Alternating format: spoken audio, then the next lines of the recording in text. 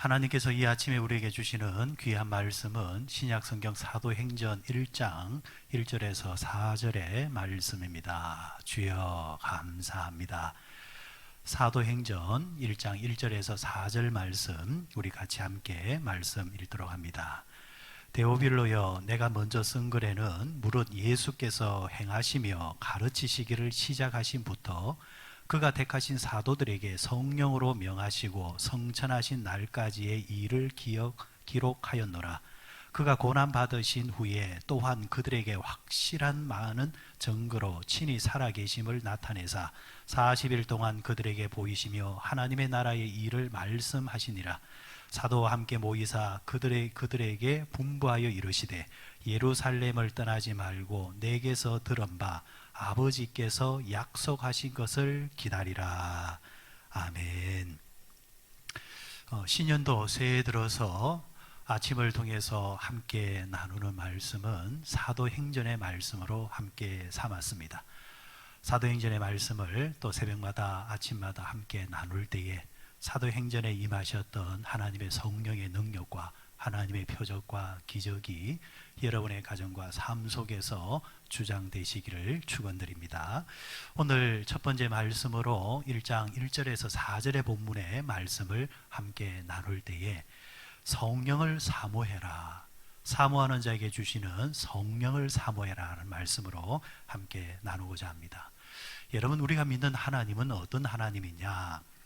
다양한 방법으로 하나님의 일꾼들, 동력자들을 이제 부르십니다. 사람을 부르신다라는 것이죠. 하나님께서 모든 것을 스스로 하실 수 있으시지만은, 그러나 성경에 나타나신 하나님은 한결같이 사람을 통해서 당신의 일을 하기를 원하신다라는 것입니다. 하나님은 예수 그리스도를 십자가에 달리게 하면서까지 우리 그리스도인들을 불러주셨습니다. 우리를 구원하셨다라는 면도 있지만은 그 면과 동시에, 구원과 동시에 하나님은 우리를 부르셨다는 것입니다. 그리고 부르심과 동시에 우리를 통해서 하나님의 사역의 자리에 우리를 또 불러주셨다라는 말씀이죠. 하나님께서 구약에 보면은 아브라함과 대화를 나누는 장면이 나옵니다. 하나님이 어느 날 아브라함과 대화를 하면서 하나님의 계획 속에 소돔과 고모라에 대해서 이야기를 나누십니다. 하나님과 대화를 하던 중 아브라함은 하나님께 이렇게 제안을 합니다. 하나님, 의인 50명을 찾게 되어지면은 하나님의 계획을 좀 수정할 의향이 없으십니까? 그러자 하나님은 아브라함의 말을 듣고 좋다, 한번 찾아봐라. 아브라함의 그 요구에 응해주죠. 아브라함이 돌아와서 하나님, 의인 45명이면 어떻습니까? 그래, 네 의견대로 한번 찾아보아라. 이런 식으로 계속해서 하나님은 아브라함의 의견을 들으면서 당신의 계획에 대해서 수정을 합니다. 결국에는 아브라함이 소돔과 고모라에는 의인 10명이 아니라 1명도 없다는 것을 발견하고 하나님께 죄송합니다 라는 것으로 이야기가 마무리가 되어지지만, 그러나 이 대화 속에서 나타나는 하나님의 특징을 한번 보게 되어지면은 하나님은 사람과 함께 일하기를 원하신다라는 이야기입니다. 하나님께서는 의인 50명에 대해서 계획을 가졌지만 의인 45명, 40명, 30명, 20명, 10명 하나님께서 계속해서 수정을 하셨지만은 사람이, 아브라함이 의견을 개진할 때마다 하나님께서는 그것을 물리치는 것이 아니라 그 의견을 존중해 주시더라라는 이야기입니다. 하나님은 당당하게 아브라함을, 사람을 당신의 사역의 동력자로 참여를 시키고 계신다라는 것이죠. 그러니까 오늘 본문에 보면은 하나님의 나라의 일을 말씀하셨다라는 말씀은 믿음의 사람을, 택함을 받은 사람을 모두 다 동력자로 불러주셨다라는 말씀입니다. 그래서 사도행전은 전체적으로 하나님의 역사와 성령의 역사를 다루고 있지만 그 성령 역사에 동참하였던 사도들과 초대교회들과 믿음의 사람들의 사역에 대해서 드러내는 말씀이라 할 수 있겠습니다. 그리고 오늘 우리가 본문에서 놓칠 수 없는 것은 하나님께서 당신의 동력자, 사역자, 우리 평신도들을 부르실 때에 그냥 부르시는 것이 아니라 그 무언가를 주셨다라는 말씀이 되겠습니다. 여러분, 일꾼이 쟁기 없이 도구 없이 일하러 나간다, 맞지 않겠죠. 마치 무장하지도 않고 전쟁터에 나가는 군인처럼 하나님께서는 우리를 그냥 부르시는 것이 아니라는 것입니다. 일꾼에게 쟁기를 쥐어주는 것처럼, 군인에게 무장해 주는 것처럼 하나님께서는 당신의 사역에 동참자로 불러주시면서 우리 사람들에게, 그리스도인들에게 당신의 무언가를 주신다라는 것입니다. 바로 그것이 뭐냐라는 것이죠. 4절의 말씀을 한번 보도록 하십시다. 사도와 함께 모이사 그들에게 분부하 이르시되 예루살렘을 떠나지 말고 내게서 들은 바 아버지의 약속하신 것을 기다리라. 예루살렘을 떠나지 말아야 했습니다. 떠나기 전에 반드시 하나님 아버지께서 우리에게 주시고자 하신 그 약속한 것을 기다리라. 반드시 그것을 받고 떠나라 라는 말씀이 되겠죠. 누가복음 24장 49절에 보면 또 이렇게 말합니다. 너희는 위로부터 능력으로 입혀질 때까지 이 성에 머물라. 하나님께서 능력을 주시겠다는 것입니다. 위로부터 내려오는 하나님의 그 능력을 우리에게 주시겠다는 것이죠. 그 능력을 받고 이 성을 떠나라는 것입니다. 그때까지 반드시 이 성에 있으라는 것입니다. 시종일관 하나님께서는 우리에게 뭔가를 주시겠다는 것입니다. 사역자로 부르실 때, 동역자로 부르실 때, 하나님께서 우리를 통해서 뭔가를 하시고자 하실 때 반드시 이 뭔가를 주시겠다는 겁니다. 그럼 이 위로부터 내려오는 능력이 뭘까? 하나님께서 약속하신 것을 기다리라 했을 때 그 약속한 것이 뭘까? 한마디로 말하면 그것은 성령의 역사를 말하는 것입니다. 성령의 임재를 말하는 것입니다. 떠나지 말고 성령을 받고 떠나라는 것입니다. 성령을 반드시 받아야 된다는 것입니다. 이 성령을 우리가 받아야만 하나님의 동력자로서, 하나님의 사역자로서, 믿음의 사람으로서 우리가 이 땅에서 하나님의 손이 될 수 있고 발이 되어질 수 있고 하나님의 몸된 교회의 영광을 드러내는 그런 일꾼이 될 수 있다라는 것이죠. 그럼 여기서 중요한 것은 성령을 받으라 했습니다. 그러면 성령의 역사는 과연 어떤 것일까? 성령의 역사가, 성령이 우리에게 내려오게 되어지면은 우리에게 어떤 일이 벌어지는 것일까? 지금까지 한국교회는 많은 사람들은 성령의 임재를 이 정서적인 반응으로 많이 이해를 했습니다. 예를 들면 성령이 임하게 되어지면은 뜨거워진다든지 아니면은 펄펄 뛰게 된다든지 이런 외형적으로 드러나는 그 무언가의 강인함이 성령의 임재, 성령을 받았다라는 증거로 많이 받았다는 것이죠. 그런데 여러분, 이것은 하나의 부분일 수 있습니다. 성령의 임재는, 정서적인 이 반응은 개인마다 차이가 많이 나타날 수 있습니다. 어떤 이들에게는 요란스럽게 성령의 임재가 될 때도 있고 어떤 이들에게는 정말 조용하게 임재가 되는 경우들도 많이 있습니다. 중요한 것은 어떤 형태로, 어떤 정서적으로 반응이 나타나든 임재하든 간에 절대 변하지 아니하는 그 임재의 증거가 있다라는 것입니다. 그 임재가 뭐냐? 누가복음 24장 32절에서 이렇게 말씀을 합니다.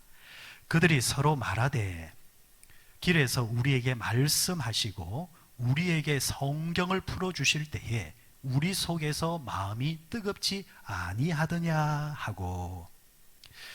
여러분, 성령이 임하게 되어지면은, 보혜사 성령이 임하게 되어지면은 우리에게서 뜨겁게 일어나는 반응이 뭐냐 하면 우리 속에서 말씀을 깨닫게 되어지는 반응이 뜨겁게 일어난다는 것입니다. 보혜사 성령님, 그 뜻은 우리 곁에 오셔서 우리를 돕는다라는 뜻을 가지고 계시죠. 그러니까 성령이 우리 속에 오시면은, 우리에게 임재하시면은 우리 곁에 오셔서 우리에게 임재된, 우리에게 주어진 하나님의 말씀이 깨달아진다는 것입니다. 지금까지 봐왔던 말씀, 지금까지 들어왔던 말씀, 그런 말씀이 성령이 임재되어지게 되어지면은 그 말씀의 뜻이 무엇인가? 하나님께서 왜 내게 이 말씀을 주셨는가? 내게 주시는 말씀으로 역사되기 시작하고 사람은 그 말씀의 깨달음 속에서 뜨거워진다는 것입니다. 이것이 바로 성령이 우리에게 임하게 되어지면 나타나는 공통된 특징입니다. 그러니까 우리가 성령이 충만하면 충만할수록 그 속에서 말씀이 보이기 시작합니다. 그럼 여러분, 말씀은 누구를 말합니까? 예수 그리스도죠. 결국 신구약 성경 66권이 누구를 가리키고 있습니까? 예수 그리스도를 말하는 거죠. 이에 대해서 요한복음에서는 요한은 뭐라고 했습니까? 말씀이 육신이 되어 우리 가운데 거했다 했습니다. 말씀이 육신이 되었다는 말은 말씀이 예수가 되었다는 것입니다. 그러니까 모든 말씀은 누구를 가리키느냐? 예수 그리스도를 가리킨다. 성령께서 우리에게 임하시게 되어지면은 우리에게 말씀을 통해서 예수님이 보이기 시작한다는 것이죠. 예수님께서 이 말씀을 통해서 내게 뭘 말하기를 원하시고, 내게 뭘 요구하기를 원하시고, 나와 무엇을 함께 하기를 원하시느냐를 바로 이 말씀을 통해서 우리에게 가르쳐 주게 된다는 것이죠. 그럴 때 여러분, 우리는 말씀 속에서 나를 향해서 찾아오시는 예수를 발견할 때에 마음이 감동하게 되어지고 뜨거워지게 되어지고, 객관적으로 보였던 말씀이 아니라 내게 주시는 말씀, 내게 말씀하시는 그 주관적인 예수님을 우리는 만나면서 뜨거워지기 시작한다는 것입니다. 결국 성령이 충만하면 충만할수록 다른 형태가 아니라 바로 말씀 충만이 그 속에서 일어난다는 것입니다. 한때 한국교회에 성령 운동이 많이 일어났었습니다. 성령 운동을 통해서 교회가 받았던 축복과 은혜도 많았지만은 또 한편으로는 부작용도 많았던 것이 사실입니다. 가짜 성령 운동의 특징이 뭐냐면, 성령 운동이 일어났을 때에 그 성령 받았다라는 사람이 자꾸 주인공이 된다는 것이죠. 성령 운동은 항상 예수 그리스도가 주역이 되고 예수 그리스도가 주인공이 될 때에 올바른 것입니다.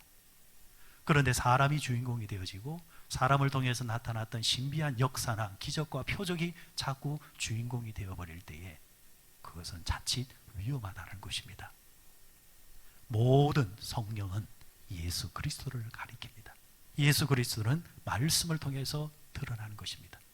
그래서 성령 받게 되고 성령 충만하게 되어지면은 내게 주신 그 말씀 속에서 예수를 발견하게 되어지고, 말씀의 도전을 받아서 하나님의 일꾼이 되어지고 주역이 되어지고 사역자로 거듭나게 된다라는 말씀입니다. 사도행전 2장에 보면은 우리가 잘 아는 오순절 다락방에 성령의 역사가 나타나죠. 여러분, 성령의 역사가 나타났을 때에 그들이 뭘 하고 있는 줄 압니까? 그들이 모여서 합심하여서 기도하기 전에 그들은 먼저 말씀 운동이 있었습니다.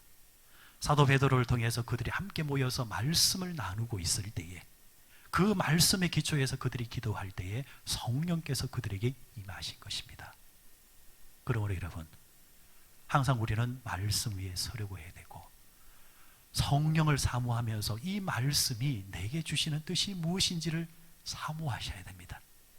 그럴 때 성령님은 말씀을 통해서 여러분들에게 임재하고 역사하기 시작할 것입니다. 그렇지 아니하게 되어지면은 우리 믿음의 사람들도 방황하게 되어집니다. 여러분, 말세 때에 나타나는 사람들의 저주가 뭐냐? 하나님의 말씀이 들리지 않는 것입니다. 하나님의 말씀이 깨달아지지 않는 것입니다. 말씀의 홍수 속에 우리가 살고 있지만은 홍수 속에 마실 물이 없는 것처럼 깨달아지지 아니하면은 그 홍수의 말씀은 나와는 상관이 없다는 것이죠. 그게 저주입니다. 아브라함 때에 하나님께서 아브라함에게 말씀을 하셨습니다. 계시를 하셨습니다. 훗날 너희 후손이 4대 만에 다시 돌아와서 회복하게 되리라. 하나님께서는 아브라함에게 민족을 이루는 약속을 하실 뿐만 아니라 민족을 이루는 그 과정을 통해서 우리가 전혀 생각지 못했던 하나님은 애굽이라는 나라를 통해서 하나님은 히브리 민족을 크게 번성하게 만들어 버리셨습니다. 그런데 히브리 민족이 애굽에서 종살이 할 때에 그들은 괴로웠습니다. 하나님의 뜻을 몰랐기 때문입니다. 하지만 하나님께서는 약속하신 대로 모세를 통해서 결국에는 4대 만에 이스라엘 백성들이 민족을 이루어서 출애굽을 하고 가나안 땅에 들어가게 하셨습니다. 여러분 생각해 보십시오.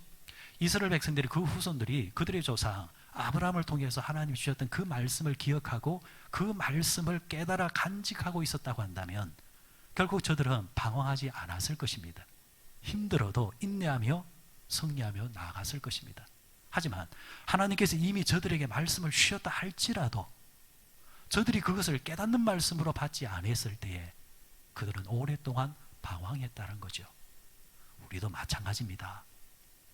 하나님께서 우리에게 말씀을 주시고 말씀을 내려주셔도 깨닫는 영이 없으면, 깨닫는 믿음이 없으면 그 말씀은 나와 상관이 없는 것입니다. 하나님의 말씀은 깨달아질 때에 그것이 내게 능력이 되는 것입니다.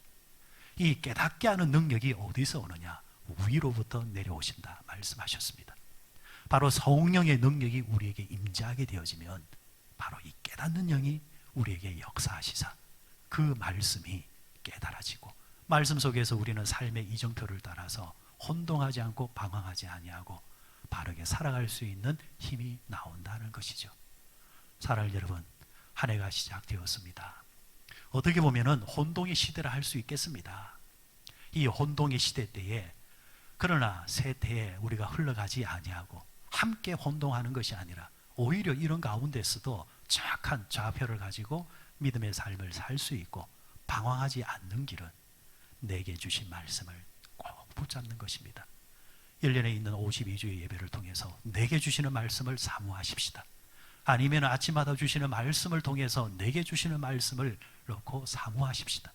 아니면 신년을 시작하면서 우리 가정에 주신 말씀을 사모하십시다. 그리고 기도하십시오. 하나님, 이 말씀을 통해서 내게 깨달아지는 영이 있게 하여 주시고 깨달음을 가지고 말씀 부여잡고 한 해 동안 승리하는 삶을 살게 하여 주시고 하나님 성령의 능력으로 주님께서 나를 동력자로 사용하실 때 언제든지 주님의 손이 되고 발이 되어지고 하나님의 마음을 시원케 해드리는 그런 성도의 삶을 이 한 해를 살 수 있도록 도와주옵소서.